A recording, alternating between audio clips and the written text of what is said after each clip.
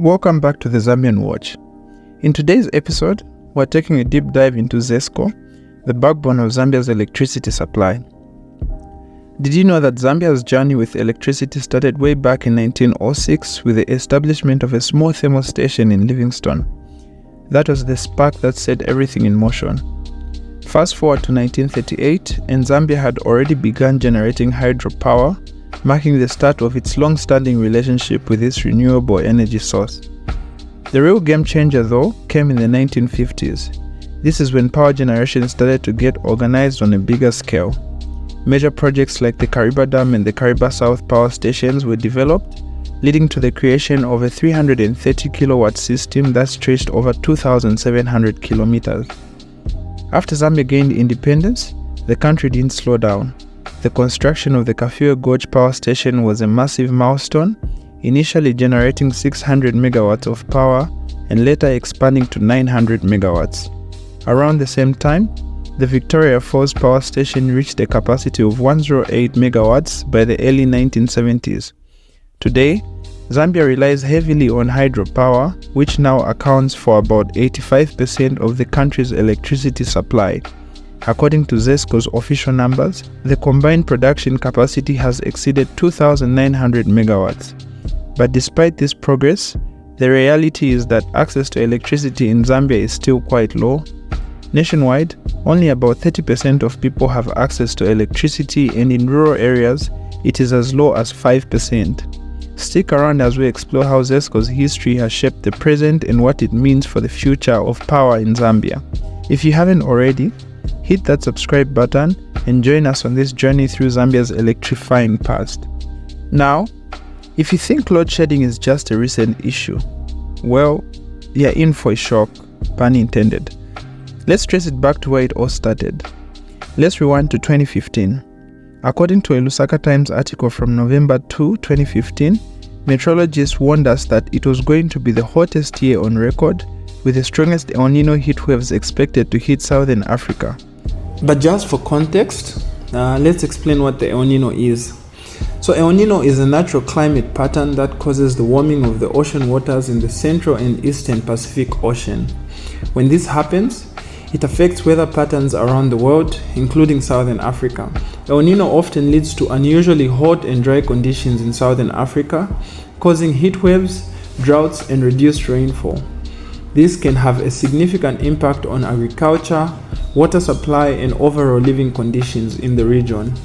In 2015, this El Nino caused severe droughts, leading to water levels in Lake Kariba dropping to a mere 41% compared to 80% the previous year. As a result, Zesco and its Zimbabwean counterpart ZESA were forced to reduce power generation. And just like that, Zambia was thrust into the dark ages, with load shedding hours increased from 8 to 12 hours daily. The then Minister of Energy, Dora Silia, even suggested we pray for rain. That's how we ended up with a National Prayer Day on October 18th in 2015 to ask for divine intervention in solving load shedding. I mean, what else? When all else fails, why not try a bit of divine fimo? Fast forward to 2019. You'd think we'd have learned our lesson, right? Well, not quite. According to a Newsdigger's article by Dauti Chivamba, the 2018-19 drought hit hard, causing a 700 megawatt power deficit. The Kariba Dam was barely managing to generate a third of its capacity. And here's the kicker. While the official load shedding schedules promise 8 hours of darkness, many households were left without power for 12 or even 24 hours in some cases. Here we are in 2024, back at it again. Load shedding is in full swing, better than ever before. This one deserves to be in the Guinness World Records, seriously. So President Hakainde Hichilema declared the drought a national disaster, and Zesco's Managing Director Victor Mapani announced 8-hour daily load shedding starting March 11th, 2024. If that wasn't enough, by August, load shedding was stretched to a jaw-dropping 17 hours per day, as Zambia struggled with a 1,510 megawatt power deficit. As if things couldn't get any worse, in September, the Mamba Colliery's plant maintenance began, pulling another 150 megawatts off the grid. That brought about the load shedding hours to a record high of 21 hours. Yes, 21 hours of no power. During this load shedding, I believe I have seen more load shedding schedules than I have boxers. Seriously. So the truth is, Zambia's load shedding crisis is a complex issue with, multiple causes, ranging from aging infrastructure, heavy reliance on hydropower, and just general Zesco mismanagement. Let's start with one of the biggest culprits, like we've been experiencing periodic droughts. We love our sunshine here in Zambia, but the heat seems to love us back, a little too much. We've been seeing a pattern of droughts every 5 years or so, almost like clockwork. Over the past decade, we've had load shedding every time a drought hits. It's clear that drought is a recurring issue, and yet Zesco hasn't been proactive, enough in forecasting and preparing for these dry spells. So next up is over-reliance on hydroelectric power. So more than 85% of Zambia's power comes from hydroelectric power generation.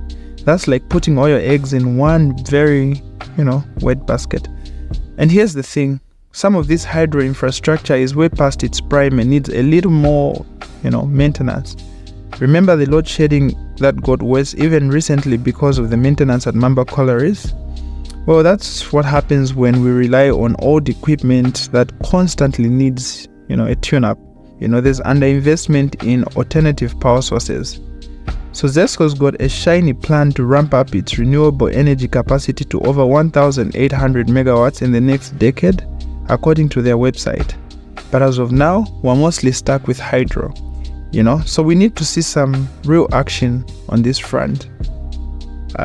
Then finally, let's talk about the elephant in the room, political interference. Now, before anyone gets riled up and, let me just say this. I'm not here to play politics. I'm just here to lay down the facts objectively because, they are relevant to the issue.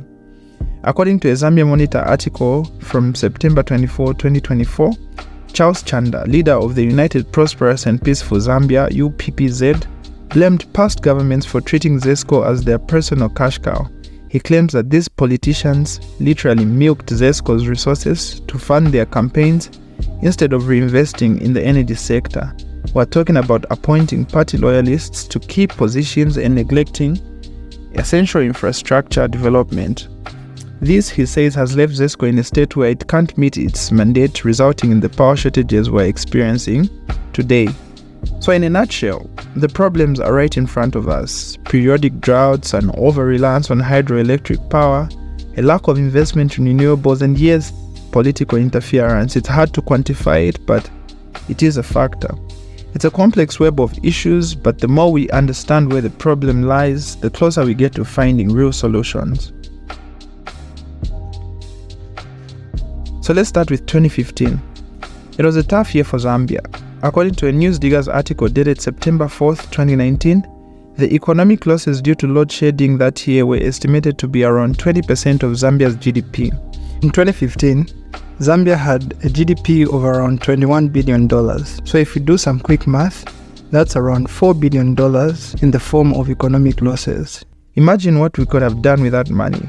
We could have improved infrastructure, we could have had better healthcare, more schools, the list goes on. Sectors like mining, manufacturing, and the informal sector were hit the hardest.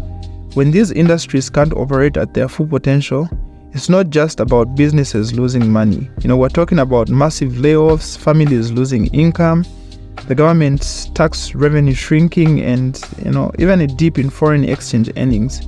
Basically, it's like a domino effect that knocks down everything in its path. Now, according to a working paper published by the ERB, that's the Energy Regulation Board, in June 2017, titled Impact of Load Shedding on Small-Scale Businesses or Enterprises, the situation for small businesses was even more dire. Most of these small businesses had no plan B when the power went out because they couldn't afford to invest in alternative energy sources like generators or solar panels. What did they do instead? They cut down their work output, which meant lower turnover and higher costs from idle labor or paying overtime to meet deadlines. And here's the kicker.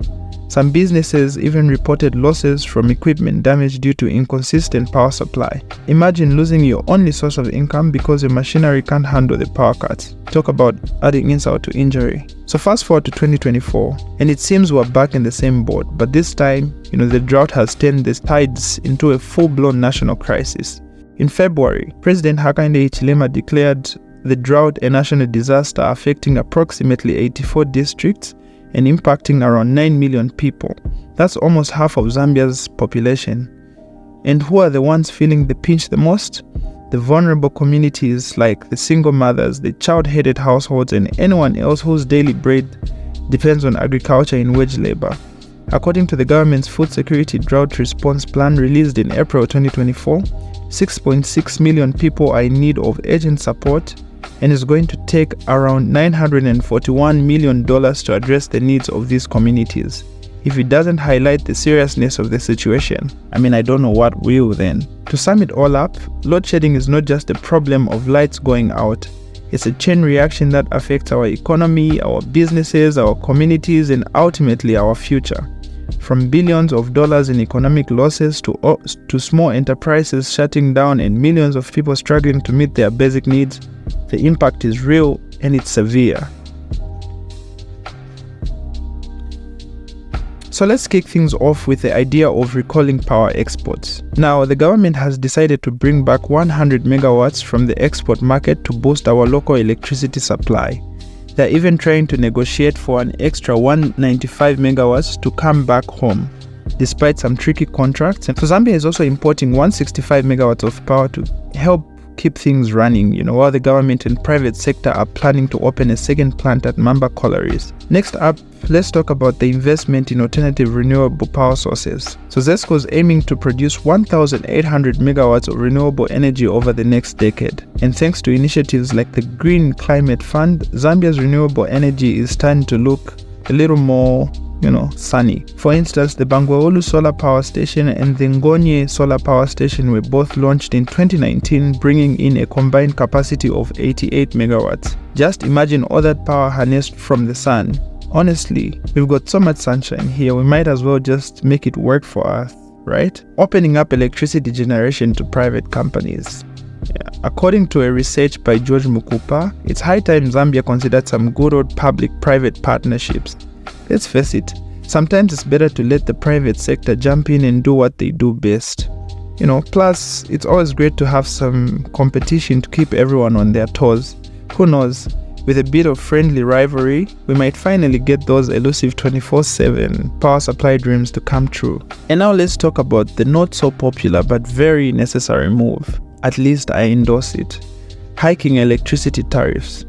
Yes, Zesco is planning to raise about $94 million per month, that's around $15 million from us, the domestic people, to cut down the power deficit. So in return, they're promising a more consistent 7-hour power supply.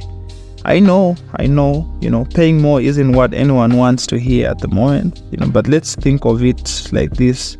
It's kind of like paying for a VIP concert. You don't get in for free, but at least you get to see the stage and the artists. So Zesco is also planning to offer reduced rates for low consumption households, which is great. It's like saying, hey, we know you don't party all night with your electricity, so we'll cut you some slack.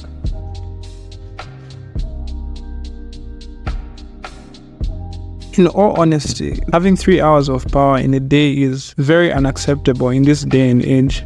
But there's light at the end of the tunnel, literally. So meteorologists have forecasted that this coming rain season, we're going to receive normal rainfall. At least at the time of recording this video, we have already started receiving rainfall in some parts of Lusaka. Well, folks, we've come full circle in our deep dive into, Zambia's load shedding crisis. Now, we want to hear from you. What do you think about the solutions we've discussed today? Are they enough to pull us out of the power crisis, or do we need more radical changes? Drop your thoughts, critiques, and even your wild ideas in the comments section. Don't forget to hit that like button, subscribe to the Zambian Watch, and ring that notification bell so you never miss an update on our latest episodes. We've got plenty more content coming your way. This is the Zambian Watch, signing off with a promise to keep shining a light on the topics that matter most. Until next time, stay informed, stay engaged, and as always, stay hopeful.